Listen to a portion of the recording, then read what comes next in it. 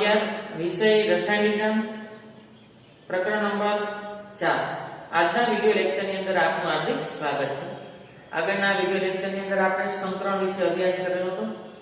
PCl5 ની અંદર sp3d સંકરણ થશે। sp3d 5 કક્ષક સંકરણમાં ભાગીએ તો એક સમતલમાં 3 એની વચ્ચેનો બળકોણ 120 અને બે કક્ષક ઉપર અને નીચે સમતલથી દૂર એની વચ્ચેનો બળકોણ 90 આકાર થશે ત્રિકોણીય દ્વિપિરામિડ। બીજું ભણ્યા હતા SF6 ની અંદર સંકરણ। SF6 ની અંદર સંકરણ થશે sp3d2 s ની 1 p ની 3 અને d ની 2 ગોઠવણી અષ્ટફલકી અને બધા વચ્ચે બળકોણ 90 થશે। આજે આપણે આણ્ય કક્ષક બાદ ભણવાનો છે મોલેક્યુલર ઓર્બિટલ થિયરી અને ટૂંકમાં MO કહેવાય। આની પહેલા આપણે સંયોજકતા બંધનવાદ valence bond theory VBT valence bond theory સંયોજકતા બંધનવાદ હવે ભણવાનું છે molecular orbital theory MO molecular orbital theory આણ્ય કક્ષકવાદ। જ્યારે આ એક હાઇડ્રોજન છે આ બીજો હાઇડ્રોજન છે એ બે ભેગા થઈ અને અણુ બને બે પરમાણુ ભેગા થાય અને અણુ બને ત્યારે આ અણુની રચના કઈ રીતે થાય એની સમજૂતી સૌપ્રથમ આણ્ય કક્ષક મોલેક્યુલર ઓર્બિટલ ની થિયરીની સમજૂતી સૌપ્રથમ 1932 ની અંદર એક વુડ અને મોલિકને આપી। કોને આપી? વુડ અને મોલિકને RS મોલિકને સૌપ્રથમ સમજૂતી આપી। એને એવું કીધું કે આણ્ય કક્ષકવાદ એને રજૂ કર્યો હતો પરમાણુમાં જેમ ઇલેક્ટ્રોન જુદી જુદી પરમાણ્વીય કક્ષકમાં રહેલા હોય એમ અણુની અંદર ઇલેક્ટ્રોન જુદી જુદી આણ્ય કક્ષકમાં રહેલા હોય। દાખલા તરીકે હાઇડ્રોજન છે હાઇડ્રોજનનું કેન્દ્ર છે હાઇડ્રોજન એનો ઇલેક્ટ્રોન હોય તો ઇલેક્ટ્રોન છે ઇલેક્ટ્રોન મળવાની સંભાવના દર્શાવતો વિસ્તાર એને કક્ષક કહેવાય। તો હાઇડ્રોજનની આ વનેશ કક્ષક ઇલેક્ટ્રોન મળવાની સંભાવનાને સાઈ કહેવાય। શું કહેવાય? સાઈ। અને હું સાઈ વનેશ તરીકે દર્શાવું। આ બીજો હાઇડ્રોજન પરમાણુ હાઇડ્રોજન પરમાણુ એક બીજો હાઇડ્રોજન પરમાણુ આ બીજો હાઇડ્રોજન પરમાણુ એનું કેન્દ્ર હાઇડ્રોજન પરમાણુ એની કક્ષક વનેશ એની અંદર એક ઇલેક્ટ્રોન હોય અને એના ઇલેક્ટ્રોન મળવાની સંભાવના એને સાઈ તરીકે દર્શાવાય। ક્યાં તરીકે? સાઈ। સાઈ એટલે ઇલેક્ટ્રોન મળવાની સંભાવના તરંગ વિધેયની સંજ્ઞા છે। કારણ કે ઇલેક્ટ્રોન છે એ આ રીતે હોય આ રીતે ઇલેક્ટ્રોન પરિભ્રમણ કરતો હોય આ રીતે ઇલેક્ટ્રોન પરિભ્રમણ કરતો હોય બરોબર। તો તરંગ વિધેય છે પ્લસ માઈનસ। સાઈ શું બતાવે છે? તરંગ વિધેય એટલે કે ઇલેક્ટ્રોન મળવાની સંભાવના 90% કરતા વધારે હોય ને કક્ષક કહેવાય। તો હાઇડ્રોજનની વનેશ કક્ષક હોય એને ઇલેક્ટ્રોન મળવાની સંભાવનાને શું કહેવાય? સાઈ વનેશ। અને બીજા હાઇડ્રોજનની શું કહેવાય? સાઈ વનેશ। તો આ પરમાણુનું બે કોણ તો આ પરમાણુ છે એના ઇલેક્ટ્રોન મળવાની સંભાવના એની પરમાણ્વીય કક્ષક અહીંયા આ પરમાણુ છે એના ઇલેક્ટ્રોન મળવાની સંભાવના એની પરમાણ્વીય કક્ષક। તો એવું છે કે પરમાણુમાં જે ઇલેક્ટ્રોન જુદી જુદી પરમાણ્વીય કક્ષકમાં ગોઠવાય તો અહીંયા ઇલેક્ટ્રોનની ભાગીદારી થાય છે। ધારો કે અહીંયા ઇલેક્ટ્રોનની ભાગીદારી છે તો અહીંયા જે રચાય એને આણ્ય કક્ષક કહેવાય। ઇલેક્ટ્રોન મળવાની સંભાવના આ સાઈ આપણે આને કીધું સાઈ વનેશ અને બીજું સાઈ આ વનેશ 1 અને 2 આ રીતે દર્શાવવું બરોબર। પહેલા પરમાણુની ઇલેક્ટ્રોન મળવાની સંભાવના બીજા પરમાણુની ઇલેક્ટ્રોન મળવાની સંભાવના સાઈ વનેશ 1 અને સાઈ વનેશ 2। જો ધન સમિશ્રણ થાય તો આણ્ય કક્ષક રચાશે સિગ્મા પ્રકાર। આણ્ય કક્ષકના બે પ્રકાર જ્યારે પરમાણ્વીય કક્ષકનું સમિશ્રણ થાય એટલે બંધ બને ની કક્ષકને આણ્ય કક્ષક કહેવાય। આણ્ય કક્ષક ચાર પ્રકારની થાય સિગ્મા સ્ટાર અને પાઈ સ્ટાર। પરમાણ્વીય કક્ષક કોને કહેવાય? sp_df એ પરમાણ્વીય કક્ષક છે। sp_d અને ab શું છે? પરમાણ્વીય કક્ષક। જ્યારે પરમાણુ એકબીજા સાથે સમિશ્રિત થાય અને બંધ બને છે એ બંધ સિગ્મા બંધ કહેવાય તો એ કક્ષકને આણ્ય કક્ષક કહેવાય। તો આણ્ય કક્ષક ચાર થશે સિગ્મા સ્ટાર અને પાઈ સ્ટાર। ધારો કે હાઇડ્રોજનની 1s psi 1s1 અને psi 1s2 psi શું બતાવે છે ઇલેક્ટ્રોન મળવાની સંભાવના જો ધન સંમિશ્રણ થાય તો સિગ્મા બંધની રચના થાય અને અહીંયા આણ્વીય કક્ષક છે આ આણ્વીય કક્ષક છે એ ભાગીદારી થઈ ગઈ તો H2 અણુ બની ગયો છે H2 અણુ બની ગયો છે તો એની ઇલેક્ટ્રોન મળવાની સિગ્મા કહેવાય અને બીજી બને ને એને વિરોધક સંમિશ્રણ થયું હોય તો એને શું કહેવાય સિગ્મા સ્ટાર એને શું કહેવાય સિગ્મા સ્ટાર એમાં ઇલેક્ટ્રોન હોતો નથી કારણ કે એની ઊર્જા વધારે હોય કારણ કે અણુ બને ત્યારે બંને પરમાણુ કરતા ઓછી ઊર્જા ધરાવતી કક્ષકમાં જાય ને તો જ એની સ્થિરતા પ્રાપ્ત થાય તો એવું કે છે પરમાણુમાં જેમ ઇલેક્ટ્રોન જુદી જુદી પરમાણ્વીય કક્ષકમાં હોય કારણ કે પરમાણુને કઈ કક્ષક હોય s p d f તો જુદી જુદી પરમાણ્વીય કક્ષકની અંદર હોય તેમ અણુમાં રહેલા ઇલેક્ટ્રોન જુદી જુદી આણ્વીય કક્ષક હોય તો જુદી જુદી આણ્વીય કક્ષક એટલે કઈ પરમાણુ ભેગો થાય અણુ બનાવે તો બંધ બને છે તો કયો બંધ બને છે સિગ્મા અને પાઈ તો સિગ્મા અને પાઈ એ આણ્વીય કક્ષક છે તો જુદી જુદી આણ્વીય કક્ષકમાં ગોઠવાય સિગ્મા સિગ્મા સ્ટાર અને પાઈ પાઈ સ્ટાર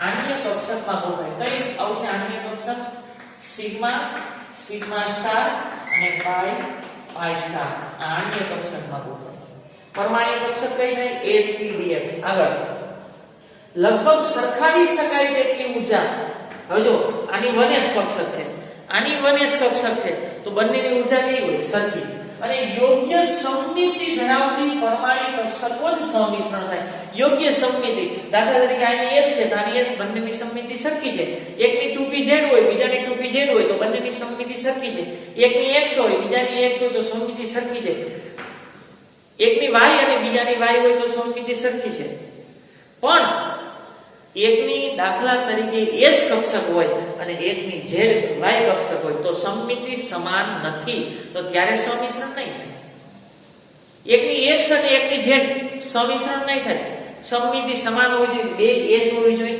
અથવા બે p હોવી જોઈએ અથવા બે d હોવી જોઈએ તો સમમિતિ યોગ્ય સમમિતિ કહેવાય અને ઊર્જા સમાન હોય લગભગ સરખાવી શકાય તેટલી ઊર્જા અહીંયા 1s અને 1s બંનેની ઊર્જા સરખી છે અને સમમિતિ પણ સમાન છે એક કક્ષકો સંયોજાય અને શું બનાવે આણ્વીય કક્ષક બનાવે આગળનો મુદ્દો જ્યારે પરમાણ્વીય કક્ષકોમાં ઇલેક્ટ્રોન એક જ કેન્દ્રની અસર હેઠળ હોય ધારો કે અહીંયા ઇલેક્ટ્રોન છે આ પરમાણુ છે તો આ પરમાણુના ઇલેક્ટ્રોન છે આ ઇલેક્ટ્રોન આના કેન્દ્રની અસર હેઠળ હોય અને આ પરમાણુના ઇલેક્ટ્રોન આના કેન્દ્રની અસર હેઠળ હોય આ ઇલેક્ટ્રોનનું કેન્દ્ર પ્રત્યે આકર્ષણ હોય આ ઇલેક્ટ્રોનનું કેન્દ્ર પ્રત્યે આકર્ષણ હોય ધારો કે હિલિયમ હોય તો હિલિયમમાં બે ઇલેક્ટ્રોન હોય તો એના ઇલેક્ટ્રોન હિલિયમના કેન્દ્ર પ્રત્યે આકર્ષાયેલા હોય એટલે એક જ પરમાણુ છે એક જ કેન્દ્રની અસર હેઠળ હોય એટલે કે પરમાણુમાં ઇલેક્ટ્રોન ઘણા બધા હોય પણ કેન્દ્ર એક જ હોય તો એવું કહી શકાય કે પરમાણુમાં ઇલેક્ટ્રોન એક જ કેન્દ્રની અસર હેઠળ હોય હાઇડ્રોજનનો ઇલેક્ટ્રોન છે તો એક જ કેન્દ્રની અસર હેઠળ સોડિયમ હોય તો એનો ઇલેક્ટ્રોન 11 હોય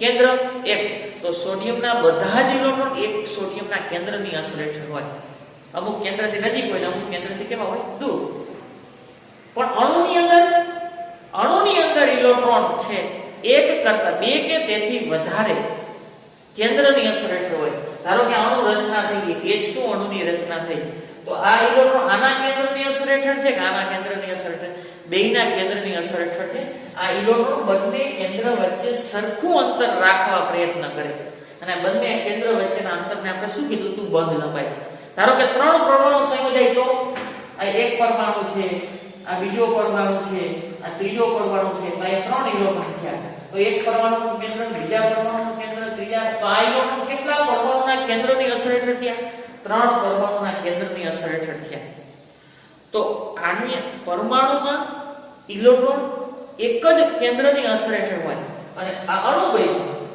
કેટલા પરમાણુ ભેગા થયા ત્રણ પરમાણુ ભેગા થયા છે ને તો અણુ બન્યો છે ત્રિપરમાણ્વીય અણુ કહેવાય અને આ ત્રિપરમાણ્વીય અણુની અંદર ઇલેક્ટ્રોન કોના કેન્દ્રની અસર હેઠળ હોય ત્રણે ત્રણ પરમાણુના કેન્દ્રની અસર હેઠળ હોય એટલે એવું કહી શકાય કે પરમાણુ છે ને એક જ કેન્દ્રીય હોય જ્યારે અણુ બહુ કેન્દ્રીય હોય આમાં કેટલા કેન્દ્ર છે બે ફરીથી જ્યારે પરમાણુ કક્ષકમાં ઇલેક્ટ્રોન એક જ કેન્દ્રની અસર હેઠળ અસર પામે છે એટલે એક જ કેન્દ્ર ઉપર આધાર રાખે તેમ આણ્વીય કક્ષકમાં પણ તે બે કે તેથી વધારે કેન્દ્રો જે અણુના પરમાણુની સંખ્યા પર આધાર રાખે તેનાથી અસર પામે છે ધારો કે બે પરમાણુ જોડાઈને અણુ બને તો ઇલેક્ટ્રોન કેટલા કેન્દ્રની અસર હેઠળ અસર પામે બેયના કેન્દ્ર ઉપર આધાર રાખે જો ત્રણ પરમાણુ જોડાય તો તો એના ઇલેક્ટ્રોન ત્રણે ત્રણ પરમાણુના કેન્દ્રની અસર હેઠળ ગોઠવાયેલા હોય.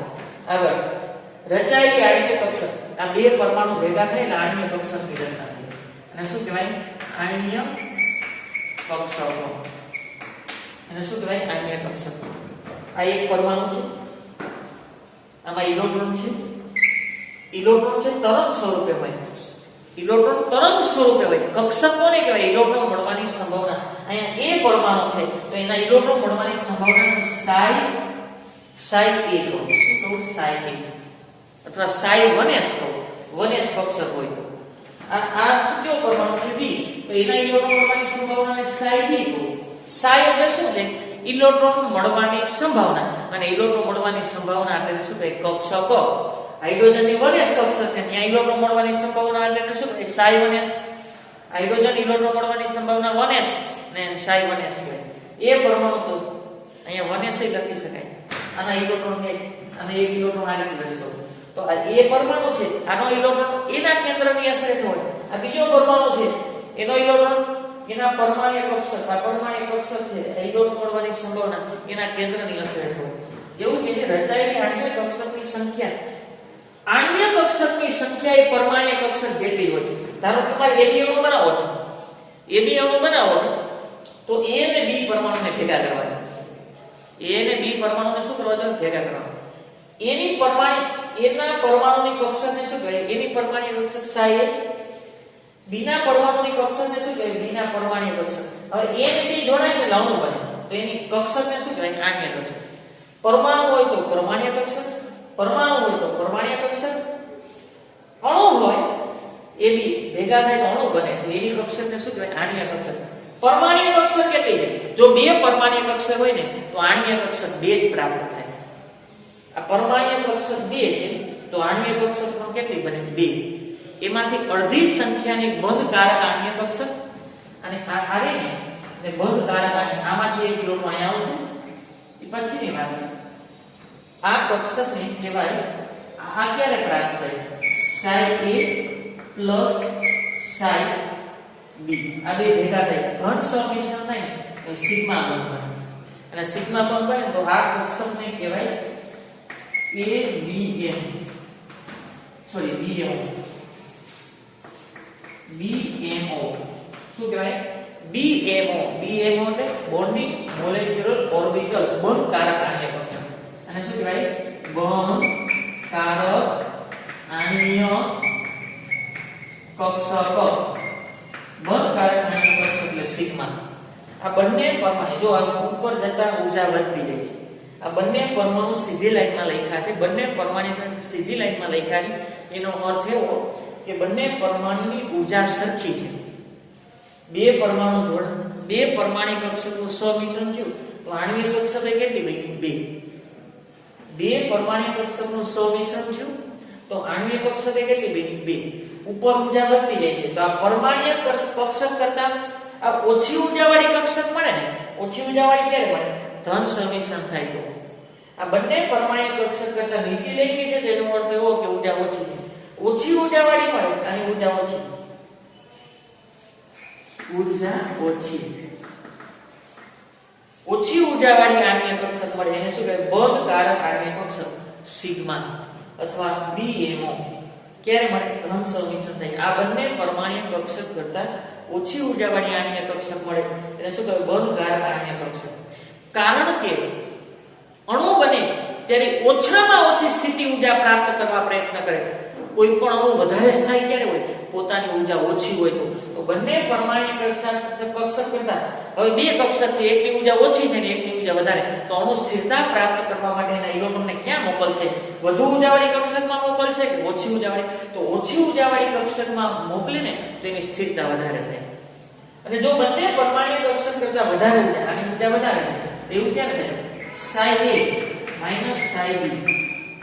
અત્યારે હાઇડ્રોજન માટે નથી તો એને સિગ્મા સ્ટાર કહેવાય. અને સિગ્મા સ્ટાર એટલે બંધ પ્રતિકાર. આમાં ઇલેક્ટ્રોન હોય તો બંધનો પ્રતિકાર કરશે. એટલે બંધ પ્રતિકાર આણ્વીય કક્ષક સિગ્મા સ્ટાર કહેવાય. શું કહેવાય? બંધ પ્રતિકારક આણ્ય કક્ષક સિગ્મા સ્ટાર અથવા ટૂંકમાં કહેવાય ABMO. ટૂંકમાં શું કહેવાય? ABMO, anti bonding molecular orbital. બંધ પ્રતિકારક આણ્ય કક્ષક કોને કહેવાય? બંને પરમાણ્વીય કક્ષક કરતા વધુ ઊર્જાવાળી આણ્ય કક્ષકને શું કહેવાય? બંધ પ્રતિકારક આણ્ય કક્ષક. ક્યારે થાય? વિરોધક સંમિશ્રણ થાય ને ત્યારે. આની ઊર્જા આ બંને પરમાણ્વીય કક્ષક કરતા ઓછી ઊર્જા ધરાવતી કક્ષકને બંધકારક આણ્ય કક્ષક અને બંને પરમાણુ કરતા વધારે ઊર્જા અને ઊર્જા વધુ. આની ઊર્જા કેવી છે? વધુ. આની ઊર્જા કેવી છે? ઓછી. ધ્યાન રાખજો, બે પરમાણ્વીય કક્ષક સમિશ્રણ થાય તો બે આણ્ય કક્ષક મળે. એમાં એક ઓછી ઊર્જાવાળી હોય એને શું કહેવાય? બંધકારક આણ્ય કક્ષક, અને બે પરમાણ્વીય કક્ષક કરતા વધુ ઊર્જાવાળી હોય એને શું કહેવાય? બંધ પ્રતિકારક આણ્ય કક્ષક. આ બંધ પ્રતિકારક, જો ઇલેક્ટ્રોન આનો સમિશ્રણ થાય, એક ઇલેક્ટ્રોન આમાંથી અહીંયા આવશે, એક ઇલેક્ટ્રોન આમાંથી અહીંયા આવશે, ઉપર શું કામ ન થાય? કારણ કે બે પરમાણુ સમિશ્રણ થાય તે વધારે સ્થિરતા પ્રાપ્ત કરવા માટે એ ઊંચી ઊર્જામાં ઇલેક્ટ્રોન ગોઠવે કે નીચી ઊર્જામાં? ઓછામાં ઓછી ઊર્જા થાય તો અણુની સ્થિરતા પ્રાપ્ત કરે. તો આની ઊર્જા તો વધારે છે, આની ઊર્જા કેવી છે? ઓછી. ધારો કે આની 20 કિલો જૂલ પર મોલ હોય અને 20 કિલો જૂલ પર મોલ હોય, આની પણ 20 કિલો જૂલ પર મોલ હોય, તો બે થી સરવાળો 40 થઈ જવો જોઈએ. બે થી ઊર્જાનો સરવાળો કેટલો થવો જોઈએ? 40. ધારો કે આની 30 કિલો જૂલ પર મોલ થઈ, તો આની 10 કિલો જૂલ પર મોલ. આ એ જ કક્ષકની ઊર્જા છે. ધારો કે 20 કિલો જૂલ પર મોલ અને 20 કિલો જૂલ પર મોલ છે, તો બેનો સરવાળો 40 થઈ જવો જોઈએ. ઊર્જા સરખી જ રહે, ઊર્જાનો વ્યય થતો નથી, નાશ થતો નથી, કે ઊર્જા ઉત્પન્ન કરી શકાતા નથી. 30 ને 10 40. પણ આ બંને કરતા આની ઊર્જા ઓછી છે, આ બંને કરતા આની ઊર્જા વધારે છે. તો ઇલેક્ટ્રોન સ્થિરતા પ્રાપ્ત કરવા માટે ક્યાં જશે? ઉપલા શક્તિ સ્તરમાં જશે ઊંચી ઊર્જામાં, કે નીચલા શક્તિ સ્તરમાં? નીચી ઊર્જા સ્તરમાં ગોઠવાય ને તો એની સ્થિરતા વધારે હોય. નીચી ઊર્જા સ્તરમાં ગોઠવાય તો એની ઊર્જા કેવી હોય? વધારે. તો આટલું છે. રચાયેલી આણ્ય કક્ષકોની સંખ્યા અને સંયોજાતી પરમાણ્વીય કક્ષકની સંખ્યા સરખી હોય. પરમાણ્વીય કક્ષક કેટલી છે? 2. કઈ સંજ્ઞા દ્વારા દર્શાવાય? એ પરમાણુ છે, એની કક્ષક એટલે ઇલેક્ટ્રોન મળવાની સંભાવના કઈ સંજ્ઞા દ્વારા? psi એટલે તરંગ વિધેય. કારણ કે ઇલેક્ટ્રોન તરંગ સ્વરૂપે હોય. ઇલેક્ટ્રોન ક્યાં સ્વરૂપે હોય? તરંગ સ્વરૂપે. ડી પરમાણુને ઇલેક્ટ્રોન મળવાની સંભાવના તેની પરમાણ્વીય કક્ષક psi d. આ બે પરમાણ્વીય કક્ષક હોય તો આણ્ય કક્ષક 2 જ હોય. એવી વાત કરી છે, જ્યારે બે પરમાણ્વીય કક્ષકો સંયોજાય તો બે નવી આણ્ય કક્ષક રચાય. આ બે પરમાણ્વીય કક્ષક સંયોજાતી તો બે નવી આણ્ય કક્ષક રચાય. એમાંથી એકને બંધકારક આણ્ય કક્ષક કહેવાય, BMO. એકને બંધકારક આણ્ય કક્ષક. બંધકારક આણ્ય કક્ષક કોને કહેવાય? પરમાણ્વીય કક્ષક કરતા ઓછી ઊર્જા ધરાવતી આણ્ય કક્ષકને શું કહેવાય? બંધકારક આણ્ય કક્ષક. સિગ્મા ઊર્જા કેવી હોય? ઓછી. ક્યારે બને? આ બંને પરમાણ્વીય કક્ષકોનું ધન સંમિશ્રણ થાય તો એને BMO કહેવાય. આગળ બંધકારક આણ્ય કક્ષક સિગ્મા અને બીજી બંધ પ્રતિકારક આણ્ય કક્ષક ABMO બને છે. બે પરમાણ્વીય કક્ષક સંયોજાય તો બે આણ્ય કક્ષક બને. એમાં બંને પરમાણ્વીય કક્ષક કરતા ઓછી ઊર્જા ધરાવતી કક્ષકને બંધકારક આણ્ય કક્ષક સિગ્મા અને બંને પરમાણ્વીય કક્ષક કરતા વધારે ઊર્જા ધરાવતી આણ્ય કક્ષકને શું કહેવાય? બંધ પ્રતિકારક.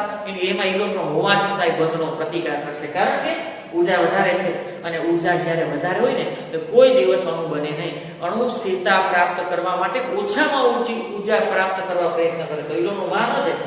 ક્યાં જશે? નીચલા શક્તિ સ્તરમાં જશે. આગળનો મુદ્દો છે બંધકારક આણ્ય કક્ષકની ઊર્જા. એટલે સ્થિરતા અણુ ક્યારે પ્રાપ્ત કરે? ઓછી ઊર્જામાં ઇલેક્ટ્રોન જાય તો બંને પરમાણ્વીય કક્ષક કરતા આની ઊર્જા ઓછી છે તો બંધકારક આણ્ય કક્ષકની ઊર્જા ઓછી હોય. બંધ પ્રતિકારકની આણ્ય કક્ષકની ઊર્જા વધારે હોય. બંધ પ્રતિકારક કોને કહેવાય? બંને પરમાણ્વીય કક્ષક કરતા વધુ ઊર્જાવાળી કક્ષકને શું કહેવાય? બંધ પ્રતિકારક. તો બંધકારક આણ્ય કક્ષકની ઊર્જા હંમેશા તેની બંધ પ્રતિકારક આણ્ય કક્ષક કરતા ઓછી હોય. બંધકારકની ઊર્જા ઓછી હોય, બંધ પ્રતિકારક. એટલે આ સ્થિત ઇલેક્ટ્રોન અહીંયા જાય ને તો સ્થિરતા પ્રાપ્ત કરે. તેથી BMO એટલે કે બોન્ડિંગ મોલેક્યુલર ઓર્બિટલ બંધકારક આણ્ય કક્ષક સ્થિરતા વધુ હોય. આગળ જેમ પરમાણુના કેન્દ્રની આસપાસ ઇલેક્ટ્રોનની સંભાવ્યતા વહેંચણી પરમાણુ ધારો કે હાઇડ્રોજન પરમાણુ છે એમાં ઇલેક્ટ્રોન મળી આવવાની સંભાવના એને કક્ષક કહેવાય. કઈ સંજ્ઞા દ્વારા દર્શાવાય? સાઈ. તો આ પરમાણુ છે એમાં ઇલેક્ટ્રોન મળી આવવાની સંભાવના એને સાઈ 1s કહેવાય.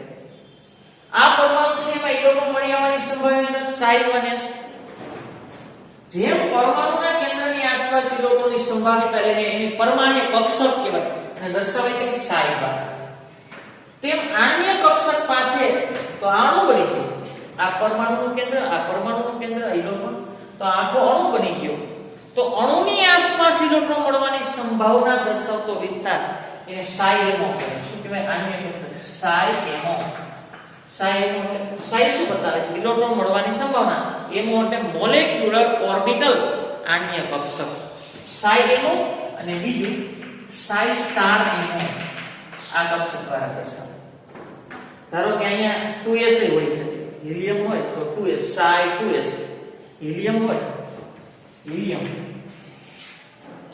બરોબર, અથવા લિથિયમ ની વાત કરીએ, લિથિયમ, તો અહીંયા એક ઇલેક્ટ્રોન હોય, એક કક્ષક હોય, અને અહીંયાથી 2s કક્ષક. તો આના ઇલેક્ટ્રોન મળી આવવાની સંભાવના સાઈ 1s છે અને આના ઇલેક્ટ્રોન મળી આવવાની સંભાવના શું છે? સાઈ 2s.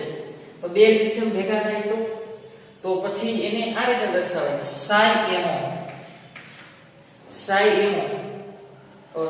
એમઓ એટલે મોલેક્યુલર ઓર્બિટલ બંધકારક.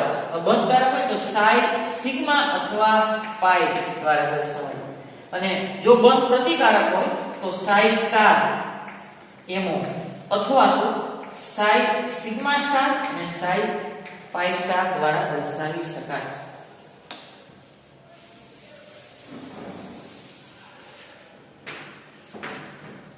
આણ્ય કક્ષક પાસે આ અણુ બન્યો તો એમાં ઇલેક્ટ્રોન છે, એમાં ઇલેક્ટ્રોન મળી આવવાની સંભાવના દર્શાવતો વિસ્તાર એને સાઈ એમો કહેવાય અથવા સાઈ સ્ટાર એમો. અથવા જો સિગ્મા બંધ બનતો હોય તો સાઈ સિગ્મા અથવા સાઈ પાઈ, અને જો બંધ પ્રતિકારક હોય તો સાઈ સિગ્મા સ્ટાર અને સાઈ પાઈ સ્ટાર દ્વારા દર્શાવાય. બંધ પ્રતિકારક સ્ટાર દ્વારા દર્શાવવામાં આવે. કે દાદા પાઈ બંધ બનતો હોય, બંધકારક હોય તો પાઈ અને બંધ પ્રતિકારક હોય તો પાઈ સ્ટાર. એટલું યાદ રાખો, એસ કક્ષક હંમેશા સિગ્મા બંધની રચના કરશે. બંને પરમાણ્ય કક્ષક કરતા ઓછી ઊર્જા તો સિગ્મા, અને બંને પરમાણ્ય કક્ષક કરતા વધારે ઊર્જા તો સિગ્મા સ્ટાર. આના પછી કઈ કક્ષક આવે? 2s. 2s માં s છે એટલે સિગ્મા બંધની રચના કરશે. આગળ પરમાણ્ય કક્ષકવાદની અનુસાર x y ને z ત્રણે ત્રણ છે ને એ પાઈ બંધની રચના કરી શકે. પણ આણ્ય કક્ષકવાદ અનુસાર હંમેશા z છે ને, z એ હંમેશા સિગ્મા બંધની રચના જ કરશે. pz હંમેશા સિગ્મા બંધની રચના કરશે અને x અને y છે પાઈ બંધની રચના કરશે. તો બંને પરમાણ્ય કક્ષક કરતા ઓછી ઊર્જા હશે ને x અને y ની, તો એ પાઈ ની રચના કરશે, અને વધારે ઊર્જા હશે તો પાઈ સ્ટાર કહેવાય. એને શું કહેવાય? પાઈ સ્ટાર. તો એવું છે જેમ પરમાણુમાં કેન્દ્રની આસપાસ એની સંભાવ્યતા એટલે કે સાઈ ઇલેક્ટ્રોન મળી આવવાની સંભાવના સાઈ દ્વારા દર્શાવાય, તેમ આણ્ય કક્ષક પાસે અણુમાંના કેન્દ્રના સમૂહની આસપાસ ઇલેક્ટ્રોનની સંભાવ્યતા કઈ રીતે દર્શાવાય? સાઈ એમો અને સાઈ સ્ટાર એમો દ્વારા દર્શાવી શકાય. આગળ પરમાણ્ય કક્ષકો જેમ આણ્ય કક્ષક પણ આવું સિદ્ધાંત, પૌલીનો સિદ્ધાંત અને હુડના નિયમને અનુસરે. ધારો કે આ પરમાણુ માટે લખું, પરમાણુ માટે લખું છું. આ કેન્દ્ર, આ પહેલી કક્ષક n બરાબર 1 એમાં 1s હોય. આ બીજી કક્ષક n બરાબર 2, 2s અને 2p, 2px, 2py અને 2pz. આગળ ત્રીજી કક્ષક n બરાબર 3, તો અહીં શું હોય? 3s, 3p અને 3d. તો મારે ઇલેક્ટ્રોનની ભરતી કરવી હોય તો આવું બહુના નિયમ અનુસાર પેલા ઇલેક્ટ્રોન ક્યાં આવશે? ઇલેક્ટ્રોન જો ભરતી કરવી તો પેલા 1s માં. સૌથી ઓછી ઊર્જા ધરાવતી કક્ષકમાં દાખલ થાય એવું કોણ કહે છે? પૌલી. આ પરમાણુની વાત કરી. પરમાણુ માટે ઇલેક્ટ્રોન સૌથી ઓછી ઊર્જા ધરાવતી કક્ષકમાં દાખલ થાય પેલા 1s માં દાખલ થાય, પછી એના કરતા ઓછી 2s માં, પછી 2p. આવું બહુનો નિયમ. આગળ આમાં બે ઇલેક્ટ્રોન સમાય અને બંને ઇલેક્ટ્રોનના પરિભ્રમણ એકબીજાથી વિરુદ્ધ હોય. એ કોનો નિયમ છે? પૌલીનો નિયમ. પૌલીનો નિયમ, પૌલીનો નિષેધ નિયમ.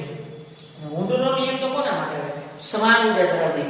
તો px py ને pz ત્રણેયની ઊર્જા સમાન છે, તો એમાં એક એક ઇલેક્ટ્રોનની ગોઠવણી થાય.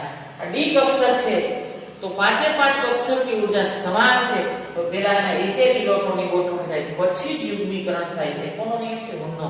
તો પરમાણ્વીય કક્ષકની અંદર ઇલેક્ટ્રોન પહેલા આમાં આવે છે, તો ઊંડનો નિયમ. આમાં બે ભરાય છે, તો એ કોનો નિયમ? પૌલીનો નિયમ. સમાન ઊર્જા ધરાવતી કક્ષકમાં એક એક ઇલેક્ટ્રોન દાખલ થાય છે, કોનો નિયમ છે? ઊંડનો.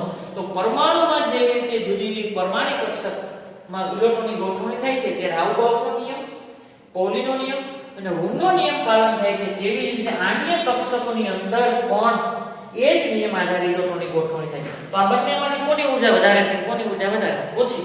તો ઉપર તરફ ઊર્જા વધતી જાય છે, તો આની ઊર્જા ઓછી, આની ઊર્જા વધારે. તો મારા આણ્વીય પરમાણ્વીય કક્ષકની અંદર ઇલેક્ટ્રોન છે, મારા આણ્વીય કક્ષકની અંદર ઇલેક્ટ્રોન ગોઠવવા છે, તો પેલા ક્યાં આવશે? નીચી ઊર્જા ધરાવતી કક્ષકમાં આવતો, તો અહીંથી એક ઇલેક્ટ્રોન અહીંયા આવે.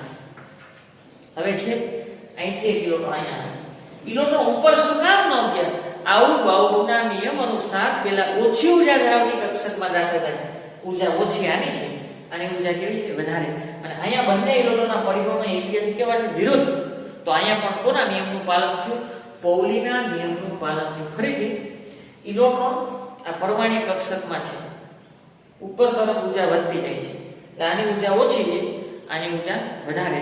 તો ઇલેક્ટ્રોન દાખલ કરવા છે, બે પરમાણ્વીય કક્ષકોનું સંમિશ્રણ થાય ને, ત્યારે આણ્વીય કક્ષકની રચના પ્રાપ્ત થાય. કોની રચના પ્રાપ્ત થાય? અણુ બને તો એની કક્ષકને આણ્વીય કક્ષક કહેવાય. કઈ? સાઈ એમઓ અને સાઈ સ્ટાર એમઓ, અથવા સિગ્મા સિગ્મા સ્ટાર અને પાઈ પાઈ સ્ટાર દ્વારા દર્શાવાય. એમાં ઇલેક્ટ્રોન આમાંથી પરમાણ્વીય કક્ષકનું સંમિશ્રણ થાય, પછી એને આણ્વીય કક્ષક કહેવાય. સિગ્મા સિગ્મા સ્ટાર પાઈ પાઈ સ્ટાર. તો સૌપ્રથમ ઓછી ઊર્જા ધરાવતી કક્ષકમાં દાખલ થાય, તો આની ઊર્જા ઓછી, ઉપર તરફ જાવ ઊર્જા વધતી જાય, તો આમાં જાય. એ કોના નિયમ અનુસાર? આઉટબાઉન્ડના. અહીં બે ઇલેક્ટ્રોનના પરિભ્રમણ વિરુદ્ધ છે, કોના નિયમ અનુસાર?